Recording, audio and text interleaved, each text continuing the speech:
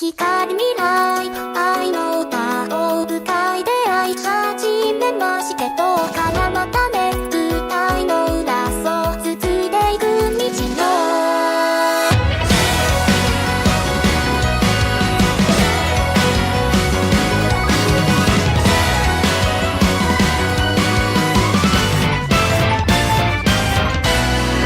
Hey folks, Austin here, and welcome back to another episode of the Third Impact Anime Podcast. It's been a while, but we've been busy, and so have you, probably. But we're back now to talk about a couple of brand new anime that either just came out or are airing right now. We tried a bit of a different format this time, where instead of doing a recording all at once, all together, we recorded separate segments with different hosts on different days as they were available and stitched them together into a full episode. This is a trial run, so please bear with us to see how it goes. We think this can help us get episodes out a little faster, review things a little closer to the time when we watch them, especially when it comes to newly airing stuff that we don't research as much as when we do a full episode, and it helps out with everyone's generally hectic life schedules. If you like the format, let us know. If you hate it, let us know about that too. Anyway, on to the cartoons. That's what you're here for, right? I know you're kind. 走り出す未来のすぐそばで夢にまみれて今を抱く進行踏み切りいつでも音楽はもう止まらないあの笑顔も涙も君の歌また歌えるよあの空の下でこの夏を再生してよこんな歌どう歌いても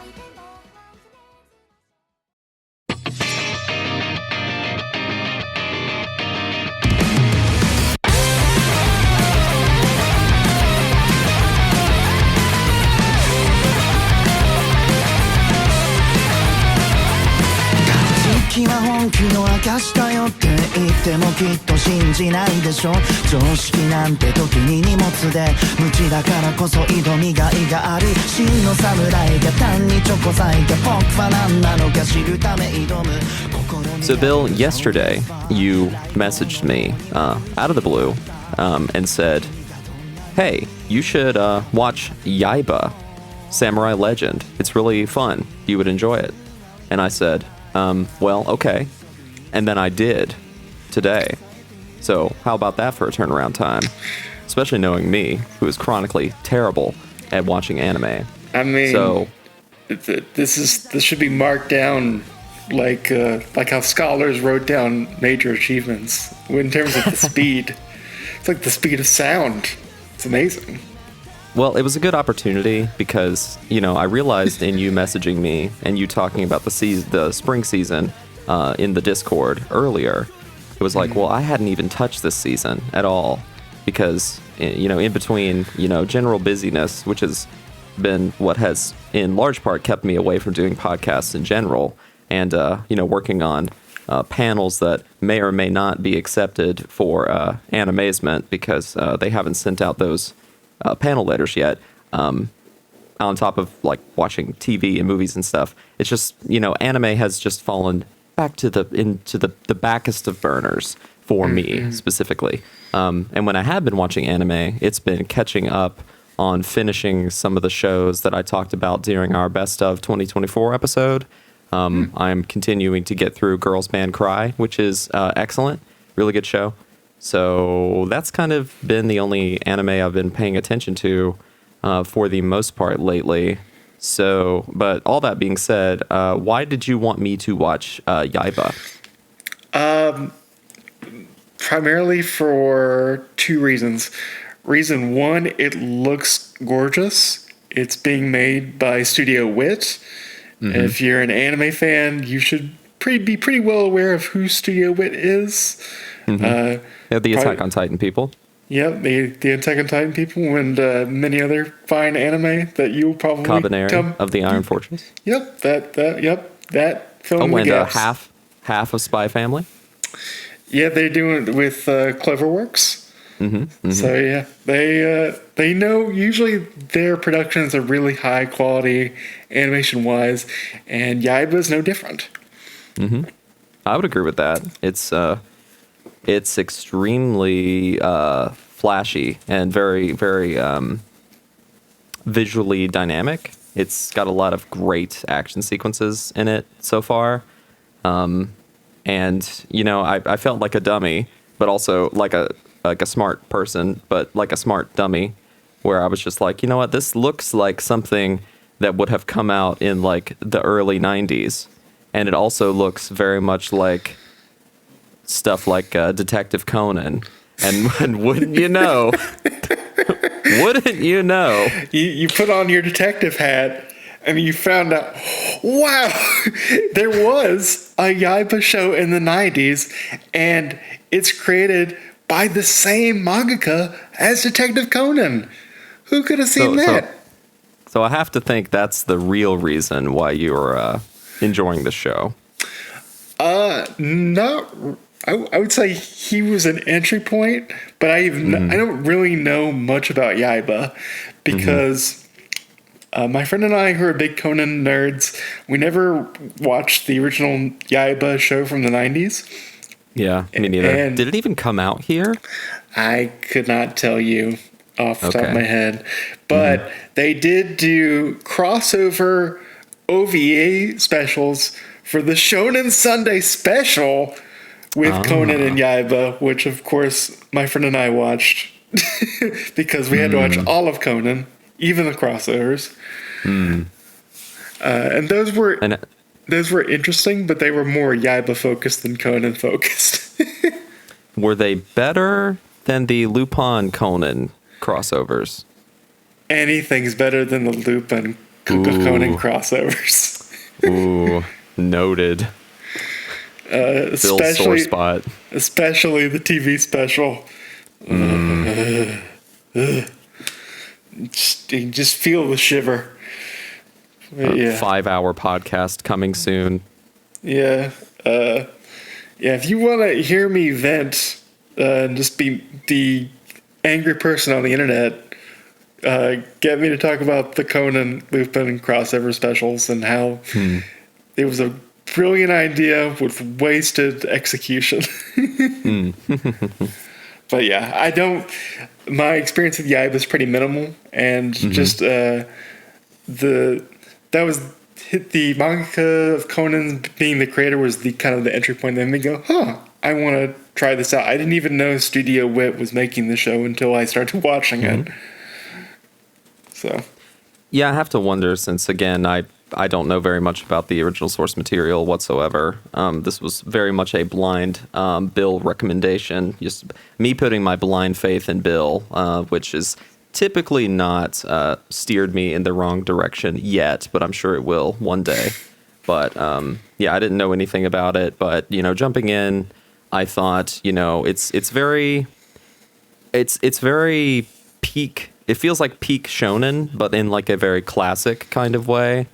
Like this debuted it doesn't feel like, I don't think it like the original manga debuted not that long after the original Dragon Ball, I don't think. So it very much feels like something like that. Like Yaiba himself as a character feels very Goku-esque, where he's like very brash and childish because he is a child, and very kind of dumb, kind of one note, but also like very strong and very committed to like his martial arts specialty, which in this show is like being a samurai. So it's like sword play and stuff like that is what he's really into. And it's also kind of like a fish out of water scenario, because in the first episode, his Yaiba and his dad, we open on them both like living out in the jungle and like kind of not living around that many other human beings. It's mostly just other animals that they fight. Like he starts off the show fighting a gorilla, which is pretty fun. And then for some reason they get shipped off to Tokyo, and then he has to adjust to life there and meet this new family that he and his dad end up moving in with. Yeah, it's kind of like there's a reason why they're staying with this family, but you don't need to really worry about that. Just don't think about it. And like you said, it is kind of a shonen of a certain era. There's a lot of tropes that if you've watched shonens of a particular era, like Dragon Ball, you will know these tropes pretty well. Absolutely. Like it feels like it feels like, and I'm kind of to say this is like one of my big negatives so far, even though generally speaking I quite enjoyed everything that I've seen up to this point. One of my big knocks was how, like, in a similar way to Dragon Ball, it seems like the main female character, Sakura, I think that's her name, Sakura? No, Sayaka. She's kind of like the well-adjusted, like, straight character, reacting to Yaiba's, like, buffoonish Antics. clownery. Yeah. And like being a fish out of water. And it frames her as kind of the nag character, which... It frames her, yeah, it definitely does, in a very, like, Bulma-esque kind of way. Or like Chi-Chi in Dragon Ball was very famous for that, of just like, why do you have to go do the tournament arc? Why do you have to go training? We have to get Gohan in school. Right. And I know it's very early on, but it seems like she hasn't really carved out much of an identity for herself in the show so far. Whereas, like, there are issues with, like, Bulma's portrayal in early Dragon Ball, but at least, like, she's a very clear, motivated character in the beginning that knows exactly what she wants and has, like, a lot of autonomy. Sayaka, not so much. And she's often kind of the butt of the joke in a lot of ways, and this happens, like, every episode.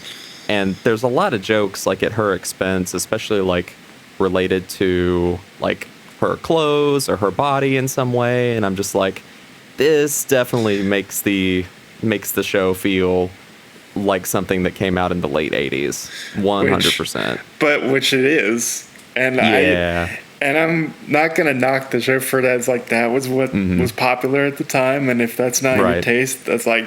that's totally valid. I get that, but I think I'm just enjoying it for just you don't see this type of really flashy, action-oriented animation a lot anymore, just because of production schedules have crammed things down. So we try and keep things pretty minimal.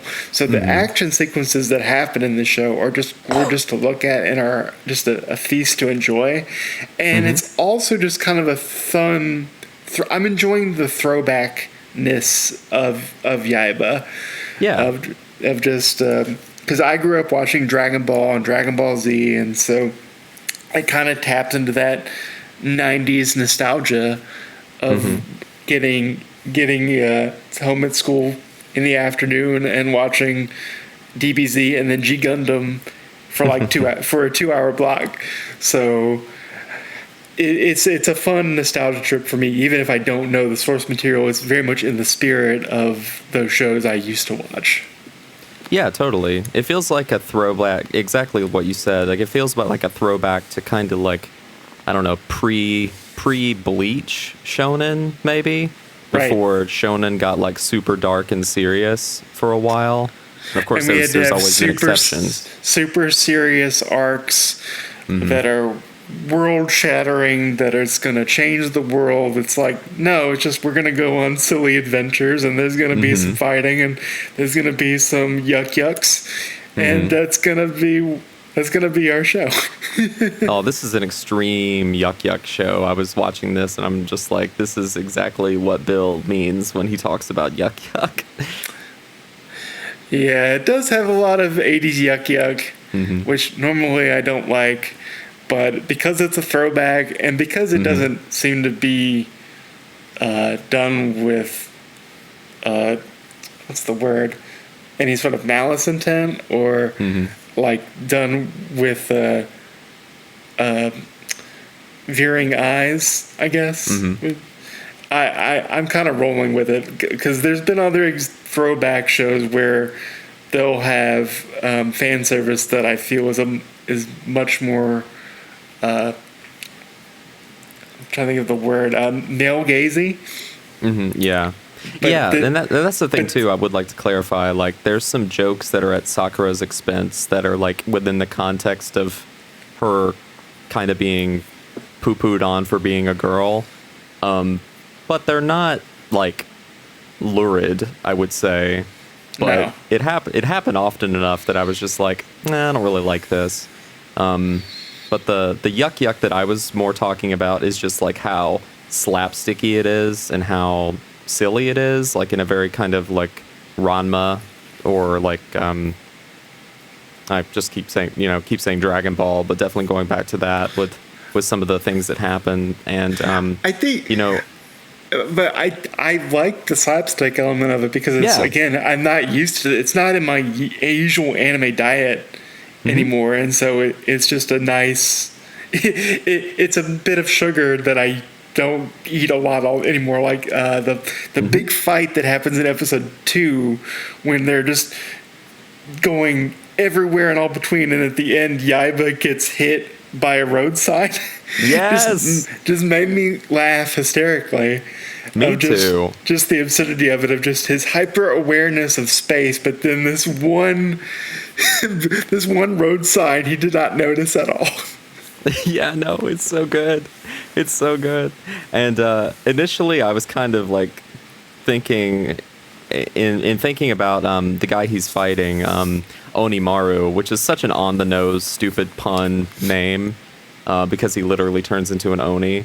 Like the fact that like Yaiba just shows up to this school that he doesn't go to, and picks fights with this really strong, like I guess kendo is the sport that they're doing. Somebody correct me if I'm wrong, but he picks fights with like the champion kendo player, and gets on his nerves so bad that the guy that Onimaru like ends up finding a mystical sword that turns him into a demon so that he can defeat this annoying child. Like I find that whole thing is just so stupid.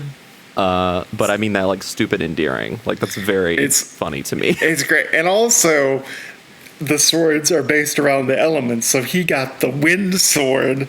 Yes. And in the 3rd episode, Yaiba found the thunder sword. Yes. Which is also very like Super Sentai Tokusatsu-y of finding these nature powers. Yes, So. It's all very like simple, tropey adventure story stuff, but it's in such a like flashy, fun package that I think there's a lot to get. There's a lot to get out of this that you just don't see much nowadays. So it's an enjoyable watch. Do you think you will continue with it until it's over? Oh yeah, I think I'm gonna stick with it because just again, we don't really see these really flashy animation like Sakuga nerds drool over a lot. So I'm going to enjoy it for the visuals and animation and have fun with the throwback story and plot. So yeah, I'm definitely sticking with it. How about you? I'm not sure. We'll see. I could definitely see myself just kind of popping on an episode every now and again to get like a funny laugh in. But I don't know if this is something that I will be like waiting by the Netflix box every week to have it drop. But I've enjoyed what I've seen so far, and we'll see if I stick with it or not. But knowing that the source material is like not that long, I think it's only like 25 volumes or so. So that means the show itself will probably not be too many seasons. And Viz just announced amazing synergy that as this remake show is coming out, they're going to be putting out the manga. Perfect. So good synergy, Viz Media. Good job. And I do wonder if it will end up on the Viz app. That would be great. I'm not sure. It really depends on which magazine it was in. So it could be on the Shonen Jump app. It could be on the Viz app. Not sure.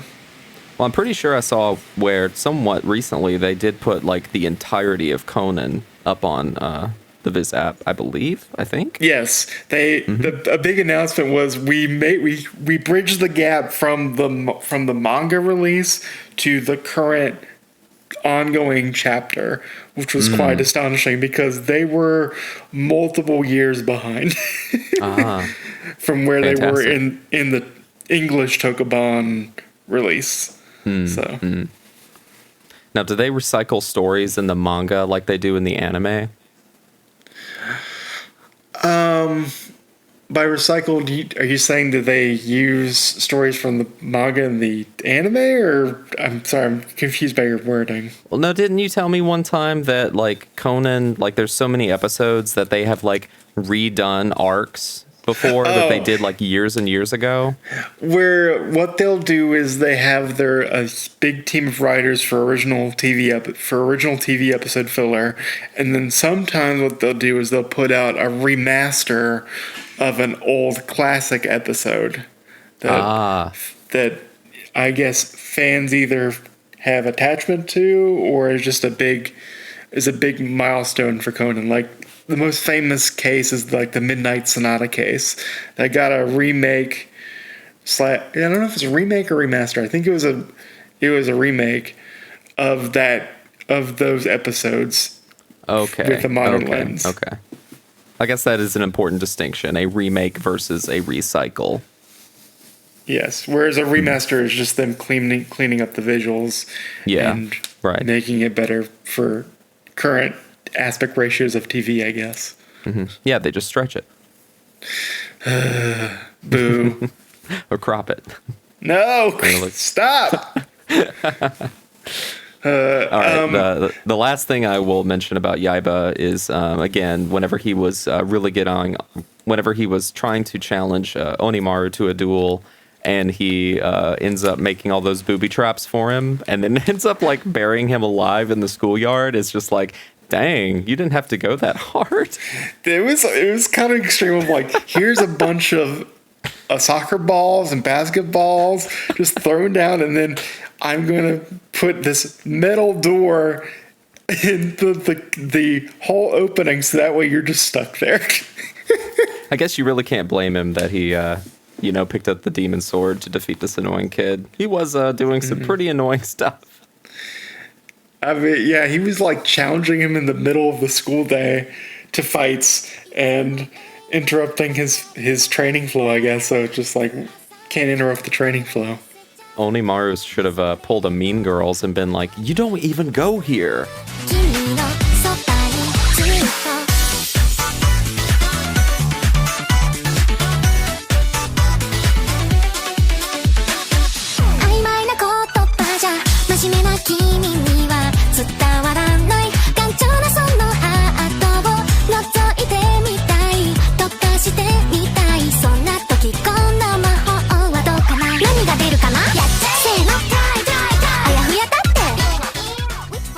So folks, we're joined by a very unlikely character who you would typically never hear watching anime that is modern. Sully, you're with me. Hello, I am with you. How are you? I am all right, considering everything. Yeah, likewise, considering everything.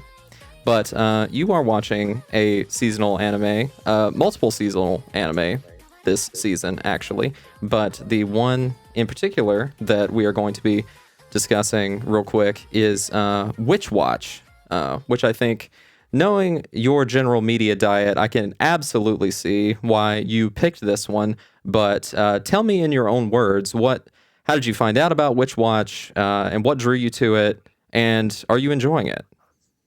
Yeah, so when the new season, the listing of the new shows came out, this was on there, and I mean, just the title, Witch Watch. If you know anything about me, you know I love witches, and I love watches, and watches, and magical girls, and like lighthearted things.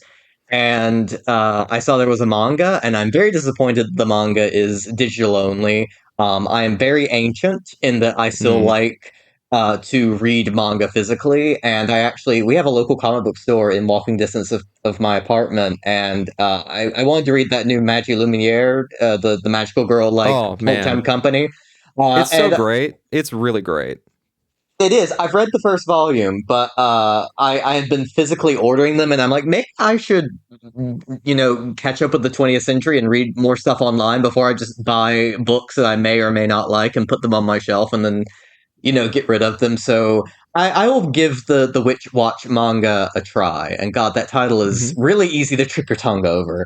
Mm-mm. Um, yeah, I've repeatedly, my boyfriend and I are watching it together, and like on Monday night, I'll be like, "So, do you want to watch Witch Watch with her?"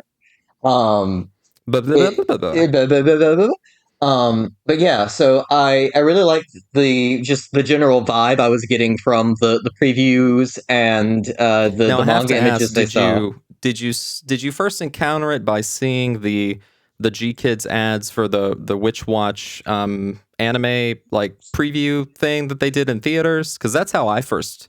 Well, maybe not first, but that's how it was kind of brought to my attention again. I had like vaguely heard about the manga through ads on like the Shonen Jump app, where there is quite a lot of it available.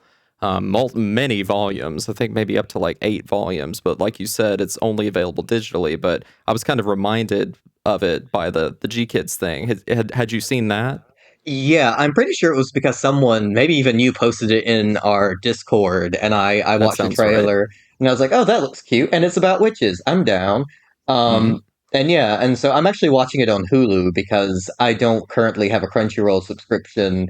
I don't. I'm trying to get back into watching contemporary anime, like watching stuff that is more or less current. Hmm. I got really into Spy Family last year, or the last 2 years actually. We want to watch Free Run next, uh, Good show. but I want to watch more stuff. But I just don't like with everything going on with Crunchyroll. I'm like, I don't know if I want to give them my money, and it's Mm. fun because I think Witch Watch is also on Netflix. It's wild that so many of these It is. series are Yeah. now just on like the general streaming services. Hmm. Like you can watch a lot of like airing stuff now on these, and I like that a lot of these like non-anime specific streaming services have caught on to like the weekly model because I like having a new episode once a week. It gives me something to look forward to, Yeah. versus binging it.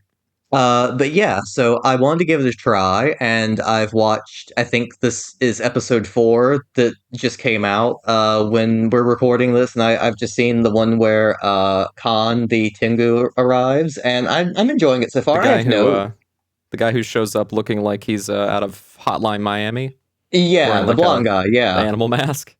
yeah, that guy. Yeah, that's the latest episode is when we actually like get to know him more as a Mm. character. And when he spoiler moves in with the two main characters. But yeah, I have notes. Like I have a few things about it that I'm still trying to like kind of. I guess I'll say like wrap my head around. But then for the most part, I am enjoying it.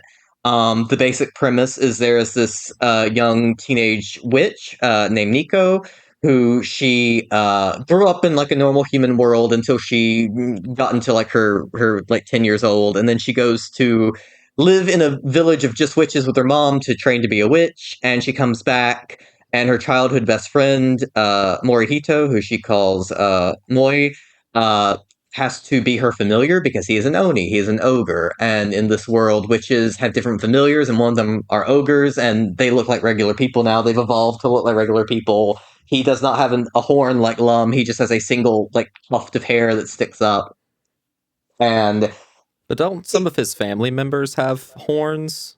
they don't have horns, but all of them have hair that's meant to look like horns. So like I think Oh, we've only okay. really seen his dad so far, but he has like Hmm. two little like devil horn cowlicks on his head.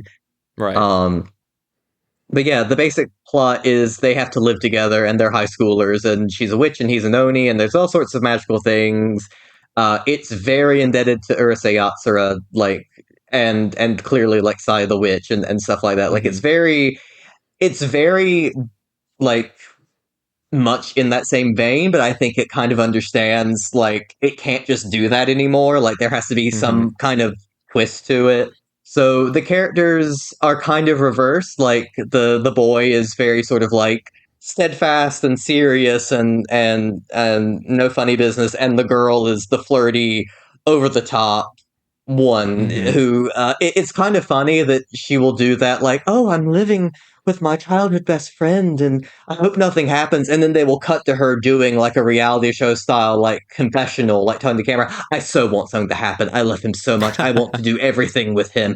I just have to play, doing this. But it's kind of interesting to see a female character who is not a side character who's this sort of like, yeah, I have a crush on this guy. I like him. Hmm. I want him. And I know what kind of show I'm in. It feels like a similar dynamic, and I haven't watched the show at all. I've just read the first volume of the manga, but it kind of gets to the gist of everything Sully just illustrated. But it kind of reminds me a lot of the dynamic in Monthly Girls Nozaki-kun, except like the male character is not quite as oblivious. I mean, he still seems like pretty dense to the fact that she has a crush on him, but maybe not entirely. He seems to be I don't know. aware of it. He just doesn't seem Yeah. to necessarily reciprocate it yet. No, and but it doesn't like bother him either. He just kind of plays it off. He plays it all very very cool, very like straight down the middle, very matter of fact about like, he's very serious and enjoys his ogre coffee. Yeah, he loves he's a hipster. The thing is like he's a very specific brand of like Japanese hipster. He's very into like coffee and pour overs. He loves vinyl records. He loves vintage clothing. Like it's like, oh, so he is basically just my partner at this point. Like someone obsessed with like records and coffee and is like really like granular about it and will do something like spend $150 on a coffee grinder.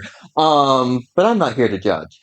No, of Yeah, course it's not. kind of it's a character that I feel like doesn't get to show up in a lot of these. It's kind of weird too that they're high schoolers, Hmm. and maybe that is because now I am out of college. I am an adult, and so like watching high schoolers, I'm like, I don't know, but they act more like college students in a lot of ways. Hmm. I feel like it might be better if they were college students. I think one of the things I'm still kind of, when I said before, wrapping my head around it is like there is fan service and sometimes it kind of like plays it off as like a joke like we'll do this but we're not taking it seriously. This is not legitimate fan service. This is just making fun of the concept. And then some of it's like, so you're doing this for fan service, right? Again, this is a mostly spoiler-free discussion, but there's a sort of monster of the week scenario where the clothes that she's had sent to her by her mom had been magically cursed, and it like they like come to life. Like the clothes like grow eyeballs, and like it's like a monster. Um, Mm. One, the eyeballs are placed on her anatomy, in on her chest, and they make a Uh-huh. joke about it. It's like, why did you choose there for your eyeballs to be? Like they do make a joke about it, but it's like, My but it's eyes are still up here. there. Yeah, and then when they defeat the monster, because he's like, I control the fabric, I can move any way I want, I can turn like armor, and he does so, and they break it, like because he turns the clothing monster turns into like an armor. They trick him into doing that so they can like break him like a piece of glass, and when he does so, well, now she's in her bra. Um, and like very quickly, like the ogre, he gives her his like overshirt, like he's got like a button up and a t-shirt, and he gives her that to cover up. But like just the fact that there's a moment where you see her in her bra, it's like, okay, well, what are we doing here? Hmm. Hmm. And Interesting. I think that's the little part that I'm like, I don't know about this. But again, it might just be because I'm now in my early 30s and such things are no longer as like charming or quirky. But maybe I don't want to sound like I'm like conspiratorial about it. It's like, yeah, these shows are actually meant for actual high schoolers. They probably do find this funny. This is probably what like a 16-year-old now finds like ribald and delightful in like a fun, non creepy way. Yeah, maybe so. I mean, I can't really speak to it because I haven't seen it, but I mean, I guess it's different when you're kind of, playing around with like, I don't know, uh, underwear humor, so to speak, versus, putting your characters in like vulnerable and quite uncomfortable and leery situations for the sake of titillation. I mean, I think there's an important distinction to make there, though it's difficult for me to give a full commentary because I don't really know exactly the scene, but I will take your word for it. And I think if there's one other example of that is a typical episode is she casts a spell in some way that goes bad. Like it bites her back, and one of them is like, okay, he kind of comments like, oh, you wear the same kind of dress every day. She just wears like a plain like smock like dress every day. This chapter I know this chapter. This was in the manga, but continue. And so she's like, okay, well, I have a spell where if I see a fashion outfit in a magazine, I can use a spell to make it appear on my own body. The spell has a catch, though, because you can't see the back of the outfit. The magic clothes she puts on are basically transparent on the back. So, like, on the front, it looks like an outfit. And then when she turns around, it's just, like it's made out of, like, transparent fabric. Mm-hmm. And like that is a funny concept. Like, that is like you want an outfit, but you can only get the visible part. Like, I feel like you can do that, but there's also that part that's like, this could veer into the skeezy if you're not careful. Yeah. Because you're also balancing that with like she makes a paper spell that turns into like a little sheet of paper and she gets blown away Paper Mario style. Mm-hmm. Or again, a joke where it's like, oh, she gets a whole bunch of boxes that she has to move in, like she's moving into the house, and she's like, oh, well, I have a spell where I can divide myself into clones, and they can help me carry the boxes. And the thing is, well, she can only all of her clones get smaller because she can only make so many. Like you, and so she's like, oh yeah, now there's two of us, and he's like, well, there's two of you, but it takes two of you now because you're half the size to carry one box. You haven't actually done anything. And like that itself is fine, but the clones are a little too childish. I'm like, this is I don't know, this is feeling a little lowly-ish versus like, she's just like a smaller version of herself. Because the other part's like, oh, well, she's also half as smart because she's cut her intelligence between these two bodies as well. So I mean, there's just some funny concepts. I think definitely the writer seems to have some good ideas for good spell gags, but I feel like if it keeps up the pace of just falling back to, I don't know, sight gags involving underwear, then that's going to get kind of old very, very, very, very fast. Yeah, and I want to say, like, I don't want to be one of those people who's, like, accusing this mangaka or this studio of, like, doing anything, like, lewd. Like, I feel like we are, in these times, we have to be careful about, like, accusing people of, like, this is grooming, or this is morally wrong. It's like, no, it's just a little too, like, I am older. I have reached the point in my life where these kind of things, like, I'm hyper aware of, like, the world we live in, and I can't, I don't necessarily, I feel like I'm jaded to it, and so I am, like, a little too hyper vigilant. So I want to go ahead and say, like, here, if you're watching the show, distinction. If you're watching the show and you're enjoying it, and I am watching the show and I am enjoying it, and I think I'm liking it more than Lazarus, which is the other thing I'm watching and I'm kind of underwhelmed by, then I don't think there's anything wrong with it. I think I'm just like I hope this stays cheerful and like light. I mean, if you light, and I mean, if you think about something which I love, like Lum is full of like risque jokes and stuff, and I don't think there's anything wrong with that. I don't think it ever goes into like a weird area, really, and I don't think this is either. I think it is just we're all kind of hyper vigilant now, watching a lot of stuff, and there are tons of like jokes I think are like in the last episode. She brings an umbrella to life, and he talks like Tora-san, and they actually say he talks like Tora-san from the series of Japanese movies, and he's. My boyfriend and I were talking like, who would be the English like American version of that? Like, if you were to dub this, you couldn't do like. You're gonna have to explain that one because I'm not even really sure exactly what the reference to that is. So what is that? Tora-san is a series of movies that were really popular, and basically it's this guy Tora-san who's like this sort of like. I'm not an expert on these, so I might be wrong in some of the details, but he's more or less like not a hick, but kind of like a country bumpkin type who goes to different towns in Japan, and they're these sort of like Mr. Bean-esque comedies. He always helps like a woman fall in love. He's this sort of like... Mr. Bean, say no more. He's this sort of like, and I say this not in a derogatory way, this sort of country bumpkin type. He's kind of like from the rural part of Japan, if I'm correct, and he's kind of like marveling at the world. He's sort of like a Jacques Tati character almost, which is just I feel like I'm just getting more things to explain. Perhaps, but maybe like a Forrest Gumpian, just sort of like an everyman traveling to like it was like a thing to have a Tora-san movie made in your prefecture or your town, and they made them until like the 80s. There's like 20 of these. Animego actually released them as a box set way back when, and my boyfriend worked on that release, and he's very proud of that. Well, But yeah, the umbrella that she brings to life, like, I did not catch this except for the fact that they call it out in the show. It's like, why does the umbrella talk like Tora-san? And I was thinking, like, what would be the English equivalent of that? Like, if you were to dub, and they have, I've not heard the dub. How would you do this voice? I'm like, would it be like a Don Knotts umbrella? maybe, That's but even then, that would probably be like a very archaic joke in 2025.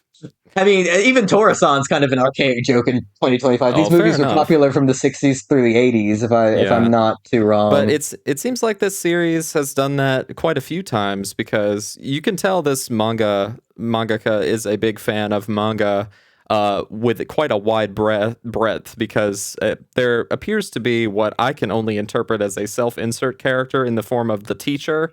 Which yes. is the teacher is like super obsessed with manga and constantly has this internal dialogue comparing the events that she's seeing in front of her to different like manga scenarios, including stuff like Dragon Ball and like Golgo 13 and a bunch of other things like Fruits Basket and I think there was a Gundam reference, a bunch of different stuff. So it seems like that's probably just a thing that the manga author enjoys, just manga in general. Yeah, if there's one character I relate to way too strongly, it is the otaku teacher who's like, I can't let these kids know I like manga. I can't let them know. And then she's just in the back of her head. That's all she can think about. Yes.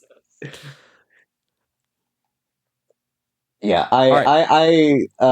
I am a teacher in my day job and a college teacher, and I will get students who will talk about anime. I'm like, it's great. I don't know anything. I would know nothing about something like that. Nothing at Yeah. all. What is a JJK?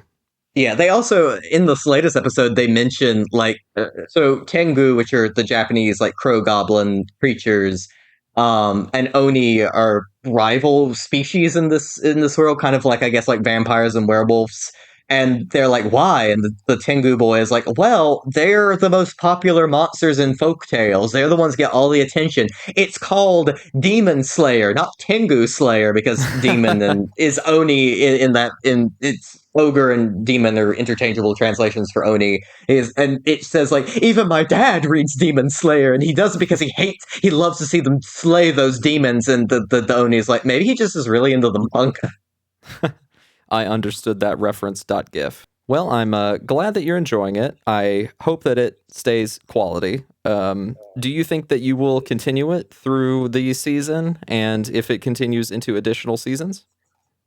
I'll definitely finish this season out. I mean, I'm already 4 episodes in, and I'm really enjoying it. I might give the manga a shot. I feel like that's the issue that I'm having now. So I watched Spy Family a year or so back, and I really enjoyed it. Like I really like Spy Family, and I won't read the manga, but like we've entered a weird period with this where they're so like 1-to-1 now that like it's like I'm kind of just watching the anime again. And Mm-hmm. it's hard to get into something from the anime. Like I feel like I want to start watching stuff or reading stuff before it gets an anime because I'll like have more of a tie to it, which is weird because when I was younger, like I would always watch the anime first and then read the manga because that was just the easier way for me to consume things back then. It was easier to find the anime on the internet, shall we say, versus like having to go to like a bookstore and get the manga unless you were like reading scanlations. And Y- uh, I don't know. Like I'm trying. I've been thinking a lot about the fact that when I was younger, like I would have certain series that I would like be a huge fan of. I would like it'd be like my thing, and I don't really do that like I used to, and Mm-hmm. it's kind of hard. I miss being able to hyperfixate on Mm. when you become an adult, you lose the superpower that you had as a teenager, where you could find like one thing and it was just your personality for a year at least. Sure, sure. I mean, I will attest definitely to the first thing that you said because a large amount of the anime that I have gotten into within the last couple of years that is new is stuff that I have read first. It's like, sampled out parts of the manga and then, gone over to the anime and greatly enjoyed. Because I think just because you can read more manga faster than you can watch a show, I think it's a better way to kind of get a preview of the thing before you kind of jump in with the show and maybe, consume a bit more of it than you otherwise would have time for with the anime. And that has worked out well for me so far. So if that helps you to feel better about kind of going at it from that slightly different approach, then do with that what you will, because I've had a lot of success in that regard. I will say, not to get too off topic, when I was reading the first volume of Magi Lumiere, Hmm. I'm not sure if I'm pronouncing that correctly. I Magi think Lumiere, close enough. Magi yeah. Lumiere, Magi Lumiere, whatever. Um, We I, be our I guest. I bought the first volume and I like read it in one sitting in a coffee shop. I just got a cup of coffee and I like read it in one sitting. And I was just thinking, it's like, am I really like it took me maybe half an hour, 45 minutes at most, and I was like, did I really like I don't want to say consume. Did I really like experience this in the best way possible? Could I have read it slower and like taken more time to observe the art? Because I feel like Hmm. my job and the way we read things now, we're just constantly trained to like make it as efficient as possible. Like I am obtaining the relevant information in order to continue the story and I'm Hmm. moving on versus like I'm really like looking at the images. How did the artist, for lack of a better way of putting it, construct these shots? Like, what is the mise en scène of the manga? Am I really like taking time to appreciate like the character designs and the art style and how the images and the panels are composed? And I'm trying this thing where I am trying to take like a day or two out of the week where I do not look at bad screen. This is something we were Mm. talking about off mic. It's like no bad screen, no work, no news, no internet, and I use that very loosely. Like I am allowing myself to watch movies and television through like a streaming service, but I'm not allowing myself to watch like YouTube videos. Ah. I'm allowed to use my computer to read a book or a manga if it's only available like Witch Watch and digital, but I'm not allowed to read news or magazines, which is what I do a lot, and I end up like sort of doom scrolling and feeling worse about myself. And I'm trying to like make it like a concerted effort to focus on like narrative media that I'm not just zooming through, if that makes Sure. sense. I'm not just like doing it to say I watched it. I'm trying to actually like experience it as I read or watch it. Well, best of luck. I salute you in your effort. I think that's good advice. I think the folks at home could learn something from that as well. Um, any final thoughts on Witch Watch so far? If you like Lum, if you like old school magical girls, like it also reminds me a lot of Side of the Witch. If you like witches and you want something interesting, um, I don't think like the take on witchcraft is that unique or anything. I think the one unique thing I like is that she has like a magic wand that becomes her broom, and it's like the wand extends to like a length a person could get on it, and instead of bristles, like the little magical like fire at the end is supposed to be the shape of the broomstick, and I thought that was a cute touch. She's basically No, sitting around on a little stick. no magical software updates like in Magi Lumiere. No magical software updates. One thing I find funny about Magi Lumiere is there was a recent production of The Wizard of Oz in London where they kind of modernized it. They did like a Route 66. So Glinda, like, instead of coming in a bubble, she comes in on a little Vespa. And they gave the Wicked Witch Like Fully Cooley. like a little motorcycle broom that looked almost exactly like the brooms in Magi Lumiere. It's got like an And exhaust fan and everything. she hits Dorothy off the side of the head with a bass guitar. Yeah. 伝えたかったこと山ほどあるんだけどどうしよう見たことのない顔で今君のためと言うけど未来にいる理想の君を今の君に押し付けすぎないで見たことのない景色見せ合ういつかが来るまで辛いこと泣きたくなることたまには預けだと可能性は僕の声がちゃんと届いてるか思ったのにも大丈夫君は一人なんかじゃない可能性は君の声もちゃんと届いてるの Bill, have you ever heard of kind of unknown indie artist, singer, possible songwriter, sometimes band member, but mostly solo artist. Hatsune Mike? Hatsune Mike? Hatsune Mike. Hatsune, Mike Jersey subs. Yes. Hatsune Jersey Mikes. Yes. You know, I think the person that showed Miku's popularity was the keeper of the cutting edge of media, David Letterman. When David Letterman had Miku perform on his show like a decade ago. A decade ago. Man, that was a decade ago, wasn't it? And she performed. I remember this because she performed a song that was made like specifically for that world tour, and I really did not like that song. I was like, there are so many good like Vocaloid songs that you could have picked for like the Miku debut on American TV, and you picked the one that you're making for the tour that's not very good. I love the reason that she was on that show was because Letterman's son was like, I'm really into Miku. You should put Miku on your show. That is amazing. I love that. Is not too uncommon. Quick sidebar.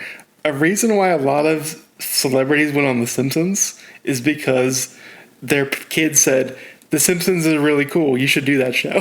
I mean, that's fair. I mean, so, it's not uncommon for the kids to tell their parents, you should totally do this. I mean, Breck Eisner is the reason why we got the what is it, Mission Alien Encounter at the classic ride at Disney's Walt Disney World's Tomorrowland. That's definitely still there to this day. I was thinking, it was like, is that the Lilo and Stitch one? Yeah, that's the one that they replaced. It's the Alien ride that was there before Stitch, which is also now gone. Okay, got it. Both quite awful rides. I've ridden the Stitch one multiple times. Don't like it. Love Stitch. Didn't like that ride. Never rode the Alien one because whenever it was open, I was too young. Got it. And they said, don't worry, we'll replace that ride, and we're going to give you a 3D CG Lilo and Stitch movie for you to watch instead. Yeah.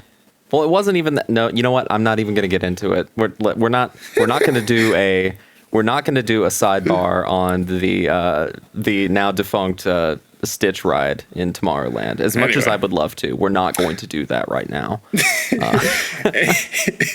Anyway, we're going to talk about another blue creature in the form of the Hatsune Miku movie that came out recently that I saw in theaters, which is called Colorful Stage, the movie, a Miku Who Can't Sing.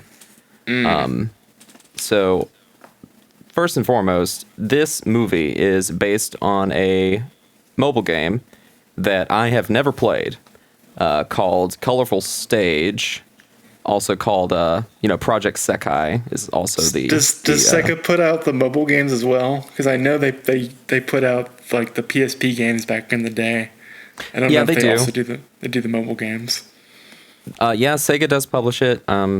In Japan, and it's also out in the US as well. So it's not one of those like region locked games as far as I know. Because Miku's one of the idol things that have really gotten a fandom here in the US that's gotten a following, unlike so many other idol franchises that are like hardcore. Only the hardcore people follow it, like me with Idolmaster. So, yeah, I mean, Miku is massive, the world over, including in the West. It has been for going on 15, 16 years at this point. Largely due to the virality of Vocaloid songs back in the day and how accessible they are and easy to share through like YouTube and stuff like that. And there's like a big indie scene for Vocaloid songs, and it's just quite a vibrant community. It's been around for a long time. I've always been I've been a Vocaloid fan for a really long time. I'm never really super into it, but I've liked, Miku and like Luca and Gumi and songs for a while, because I had a lot of friends that were into Vocaloid much more than myself, back in high school and stuff like that. So, and Tori's also very into Vocaloid and has been for forever. So we went to go see this movie with some friends in the theater, and it's not one of the bigger theaters in town, and it's also not in one of the biggest cities in North Carolina either. But that being said, it was absolutely packed on a Saturday afternoon. It seemed like pretty much every seat was sold, save for maybe the front row. And lots of people came in cosplay. Some people brought their plushies. Some people brought their light sticks. Some people were cheering very loudly at times, but won't get into that necessarily. The movie was, to me, very okay. I thought it was all right. The parts about Vocaloid stuff that I like the most are like the visuals and the music, of course. And it had those in it, and they were good, but not enough to really keep me super enthralled the whole time. It was more plot focused. Yeah, and the plot was like, so kind of I'm kind of piecing this together after the fact. I haven't done much like research necessarily on this. Is like, again, this is a movie based on the video game, or based on the mobile game, Colorful Stage, or Project Sekai, or whichever name you want to use.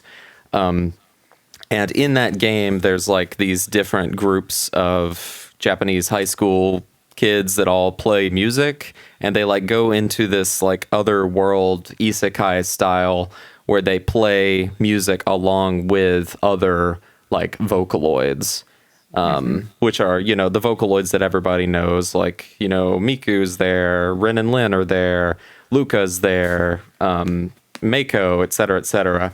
And then, so this movie follows a lot of those characters from the mobile game, and like these bands and groups and stuff. Like one of them's like a rock band that's very kind of like, Kesoku band from Boshi the Rock. One of them's more kind of like K-pop style, where it's like two guys and two girls, and they do more like K-pop style music with like dance numbers and stuff. One group is like an idol group that's more like Love Live or Idol Master or something like that. And then there's some other ones as well. Austin, just from the amount of groups you're telling me about, on top of Miku and her other Vocaloid friends, and in a limited time of a movie, that sounds like a lot of plate spinning that's not going to be possible with a movie runtime. No, I don't think that it is. Which kind of gets to my central criticism. There's like 20 characters in this. I don't know if it's exactly that, but there's a lot. And the movie definitely expects you to already kind of have a pre-established relationship with them, and doesn't really do a super good job introducing you to who all these characters are, at least not in a way that to me was satisfying. And like the central like plot, I guess the story, the inciting action that gets the story moving forward is that like Hatsune Miku is like a known entity in this world as like a Vocaloid. She exists in this world just like she does in our world. But then this other Miku starts appearing to people all over the world, and she appears like specifically to our like main character groups and like talks to them, and she like is asking them about how they make music and stuff, and like she wants to make music but she can't, or like she wants to sing but she can't do it for some reason that she can't figure out why. And then all this other like story stuff happens, and like all that stuff's like pretty easy to follow. And then it ends up being like, oh no, all the music from the world has left or something like that. This like, because she's like really this Miku program that keeps showing up is like really depressed that there's so many people all across the world that are like giving up on their dreams, and the movie's message is about you should never give up on your dreams because then a Hatsune Miku somewhere will be very sad about it. It's this is gonna be a very dated reference, so apologies. But this sounds like the Powerpuff Girls episode where they had the clown that made the world black and white, and then Bubbles saved the day with her music, bringing color back to the world. Yeah, it's a little bit like that. It's a little bit like that, I would say. And it sounds to me like this movie was not for the casual viewer. This was for the hardcore Miku fan. That if you were not a Miku person, no, Bill. Do not forget, this is not necessarily for people that are hardcore Miku fans. This is for people who are hardcore Project Sekai fans. Oh, which is this specific mobile game that we do not know if it's been released here. No, I mean it has, and it is very popular. So like it's not like that audience doesn't exist and isn't around, but it's like if you're just a casual Vocaloid fan or you like some Miku songs or whatever, kind of like myself, like you're gonna watch this movie and be like, well, who are all these losers? You know, it's like you went to a Marvel movie expecting to see Captain America, the Hulk. All you got was it's the Young Avengers. Yeah, it's like if you just like Spider-Man and then you went to see Avengers Endgame, but all you really know is Spider-Man, you're gonna be like, what? What is all this? Is this Miku's first anime project? Like, have they ever done like a full anime series or an OVA before? If you wanted to count Black Rock Shooter, which I guess you could, because that is a Miku thing that was then adapted into its own anime series. But even Black Rock Shooter, the character is not like she is Miku, but not really. She's like a variant of Miku. And like Miku does the Black Rock Shooter song, like that's the Vocaloid used to sing the song. But apart from that, just like a regular Vocaloid anime, I don't really think that's ever been done. So I think this is the first. That feels very weird to me because it's like, especially with an idol story or anything doing with music, a TV show length would be a better fit.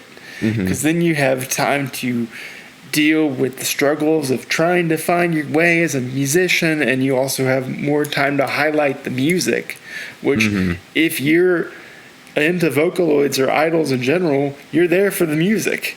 So if a movie fails on the music, if an idol movie fails on the music front, that's a failure to me.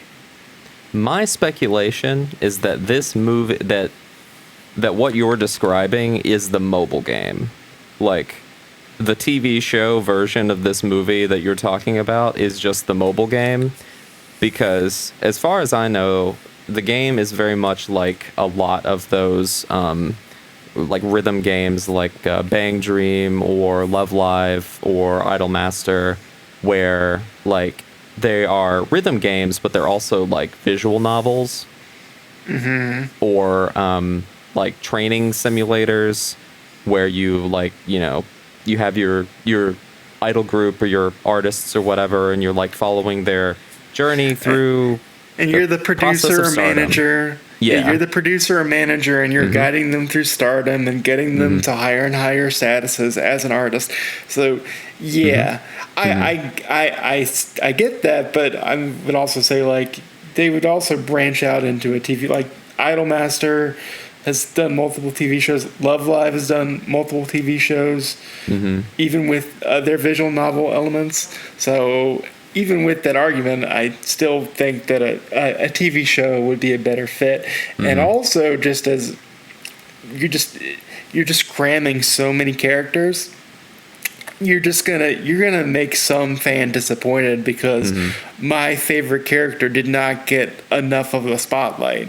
Right. Right. And again, because Go ahead. it kind of reminds me of a standalone shonen movie where they feel like, oh, the fans expect this character, so we have to put this character in, and we have to also do this character because this fandom wants this character in there, and that it's too many cooks in the kitchen, and there's too much plate spinning to where it's just a jumbled mess. And it's that kind of stuff that made it difficult for me to, I guess, fully enjoy.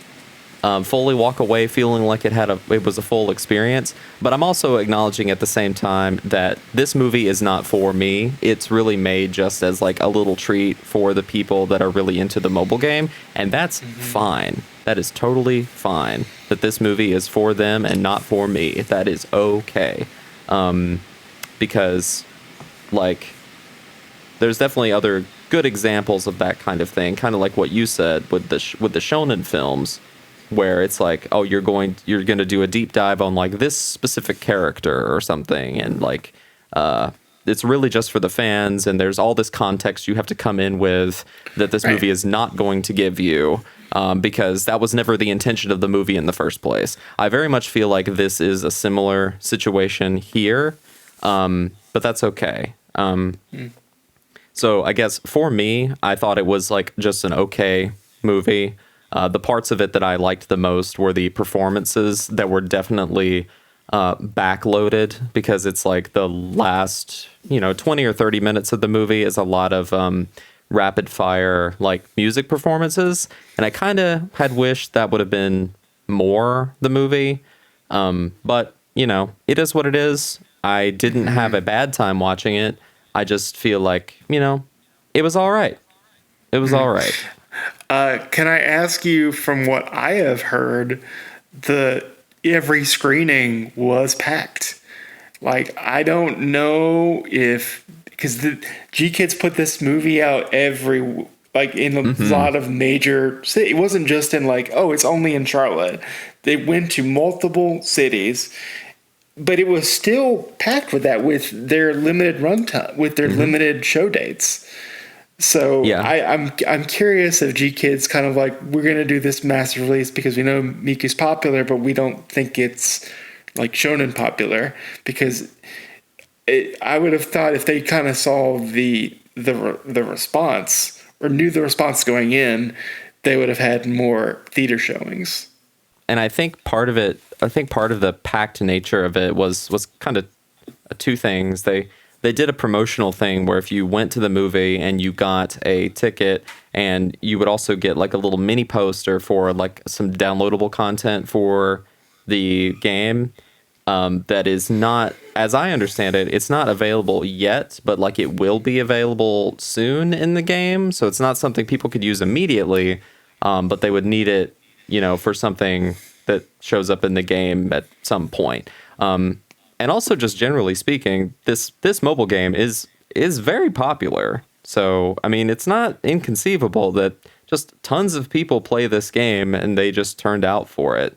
Especially, and it seemed like there was a lot of young people in the audience. A lot of the people who cosplayed were, at least from what I could tell, on the younger side. So maybe like high school, like college kids, stuff like that, who were just really into this.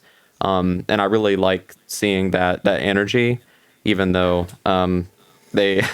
even though some of the folks in the theater were definitely being a little bit, I don't know. I don't want to be too much of an old man yells at the children. No, you can admit we're older anime fans now, Austin. It's okay. Embrace the title.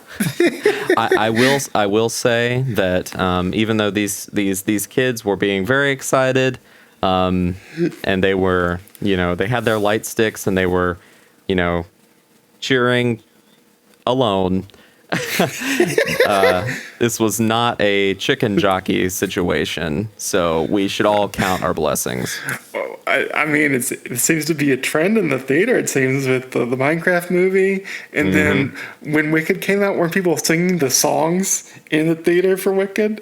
So yeah. I mean, there's been so much discourse about theater, like in theater decorum, lately, and how about like the general public seems to have like completely lost their minds when it comes to seeing movies in theaters. So I don't know if we want to get into all that because that would be quite a rabbit hole. But I'm glad at the very least that this brought people out to the theater and that people had a really good time. And that's all. Thank you, Miku. The last addendum that I'll say is that since Toho acquired G-Kids, I think this is also showing that they're no longer going to be doing, maybe I'm out of touch, but they're basically going to be going more in the style of potentially what Crunchyroll does with their shonen movies. Like when the new Demon Slayer movie comes out, that's going to be running for probably a week. Mm-hmm. And that's what they did with the Spy Family movie. So I would not be surprised if for certain movies that G-Kids puts out, if they do more of this is a wide general release, not a specialty limited release that we're doing with another company, because now we have the money of Toho to get behind us and we can put it into more smaller cities that aren't just the major cities across the U.S. Mm-hmm. Oh, for sure. And I feel like it was kind of tracking that direction anyway, because, even looking back at the last, 7, 8, 9 years of, G-Kids putting stuff out in theaters, they have only done more of that over time. So I think this was also just kind of an inevitable thing that they would increase the amount of theaters that they put this stuff in and increase the available days that stuff was going to be in the theater, just because, clearly they have a track record of success. So I think their next one is the Dandadan movie. So we'll see how that goes. Yeah, I expect, because Dandadan's pretty popular and it's in the realm of shonen. Mm-hmm. It'll probably get multiple screenings and a wide release. I would not be surprised if that was the case for the Dandadan movie. Yeah, and it's really nice to see that they are doing that in a relatively short time frame from when season 1 ended, because they're doing basically the same exact thing they did for Dandadan season 1, where they premiered like the first 3 episodes or whatever in theaters, and then the show came out, sometime about a year, 6 months ago, something like that. I forget exactly when it came out, but now they're just doing the same repeat for season 2, which I think is a great move. Didn't wait too long, unlike another big popular series. Definitely not Chainsaw Man that I'm talking about. Not at all. No, not at all. But anyway, the Miku Who Couldn't Sing, it was fine. It sure was a movie. It sounds like there was a Miku in it. In fact, there were many Mikus in it, and one of them was a Miku who couldn't sing. Yep. And then there were Mikus who could sing. Yep. And yeah. Thanks, David Letterman. Miku never would have been popular without David Letterman. Exactly. Yep. It's all David Letterman's doing. He put her on the map with a bullet.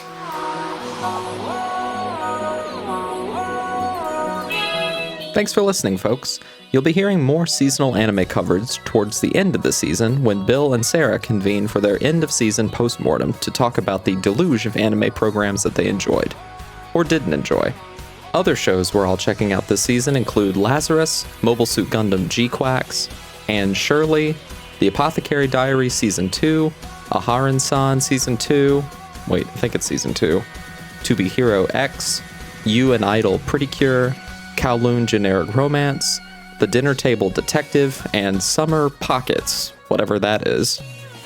Any of these and more could be featured in the seasonal wrap-up, or as a full review down the road, so definitely let us know which ones you'd like to hear us talk about more in depth. As always, thanks for listening. If you'd like to support the show, all we ask is that you share it with a friend, and rate and review us on your favorite podcatcher, and send us some money on Patreon if you want, and follow us on Blue Sky, and come see our panels at Animazement in Raleigh, North Carolina over Memorial Day weekend. That's all we ask. It's not too much, right? Thanks again, and remember, believe in the Miku who believes in you.